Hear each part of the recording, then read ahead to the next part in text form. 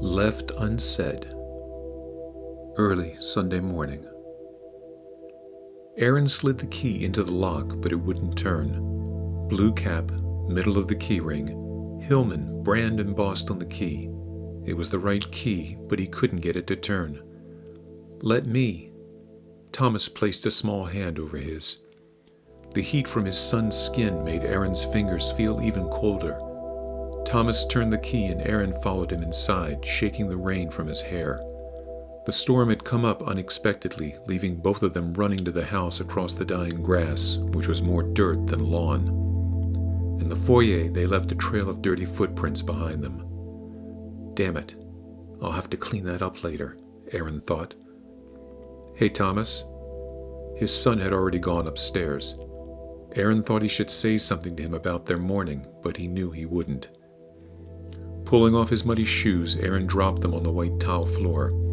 He noticed his fingernails were dirty, and the cuffs of his pants were spattered with dirt. The suit hadn't been worn in over a decade. It was surprising that it still fit. Now it was ruined. He kicked his shoes, sending them skittering across the floor. Wiping his fingers across his leg, he climbed the stairs, his body feeling twice as heavy as it should. He was having trouble getting air into his lungs, the tie too tight around his throat. Tearing it off, he shuffled into his bedroom and changed into his sweats. Aaron sank onto the unmade bed and sat on the edge. This had been his side to sleep. Maybe he would try the middle of the bed. All that room might be good for him. He wiped his face with the bottom of his sweatshirt and let his head fall into his hands. Can I go next door to Max's? Thomas stood in the hallway, hands stuffed in his front pockets. He looked like he was afraid to step in the room. He was wearing torn jeans that probably hadn't been washed in a while, and the Def Leppard t-shirt Aaron had given him yesterday, his small frame lost inside it. Aaron knew what he should say. Are you serious? Do you really think that's a good idea? Why can't you stay here? Let's be buddies. But all that came out was, yeah, all right. For a moment, Thomas's face crumpled and he started chewing his lip, a nervous habit he had recently acquired. Aaron's pulse quickened. Are you going to be okay? Thomas asked.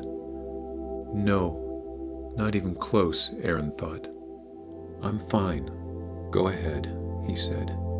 The two of them stared at each other. Their breathing was the only sound to be heard until Thomas pulled his hands free, plastered a half smile on his face, and said, Thanks, Dad, before running down the stairs, the front door slamming after him. If Aaron didn't know any better, he would think that his son was going to be all right, but he realized that, at 11 years old, Thomas could bury his feelings as well as he could. Sunday evening. Moonlight filtered through the closed ivory curtains, sending a soft glow to the far corner of Aaron's bedroom. It reminded him of summer nights camping with Thomas's mother.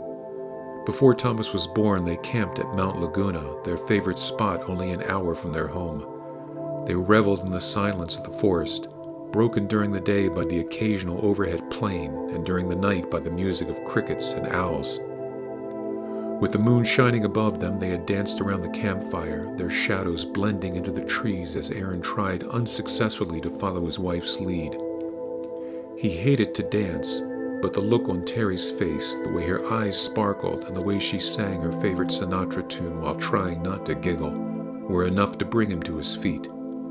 They danced until the glow of the fire dimmed to total darkness. As a child, Aaron had a fear of the dark, which continued into adulthood. Terry would take him by the hand, her supple voice saying, Don't worry, I've got you, as she led him through the blackness. Now as he lay in the dark, the old fear sprang up. He sat up on his side of the bed and reached for the lamp, knocking it off the nightstand. Damn it! On the floor, he groped blindly, his hand closing over a small piece of paper. Finding the lamp, he turned the switch and set it back on the table with a loud bang. The paper was a 5x7 photograph of his wedding reception. Aaron and Terry, faces smeared with chocolate cake, their mouths open wide with laughter. Nobody's laughing now. Aaron spat out the words, ripping the picture into pieces. He threw them on the floor, jumped to his feet, and slammed the bedroom door shut. The dresser drawers stuck a little, but he yanked each one open with a single pull and pulled out Terry's clothes. He threw them onto the floor, adding her books left on the dresser and her shoes that had been in a tidy line on the closet floor. You should burn. It would only take a minute to grab the lighter fluid in the garage. Just douse this mass of memories and burn them out of existence. For that matter, the whole house could go. Why not? What was left worth keeping? You didn't have to leave, Aaron's voice cried out. He buried his face in her things and shut his eyes, which were now brimming with tears. A high-pitched sound pierced his ears like a siren warning of unknown danger. He held the sides of his head, smacking his temples, trying to get the sound out. When he started to cough, he recognized the sound was his own screaming. Aaron's throat stung. He swallowed and coughed so hard he started to dry heave. I can't do this. I don't know what to do. What am I supposed to do with him, huh? This was your plan. Why don't you tell me what to do? He shouted to the empty room, stomach acid rising up into his throat, squelching his voice down into a barely audible whine. His head shot up. With a slow turn, he followed the sound toward the bedroom door, which now stood open. Thomas's right hand was still gripping the doorknob, his knuckles turning white. His blue eyes were stretched wide like a bug's eyes. Are you going to kill yourself like her?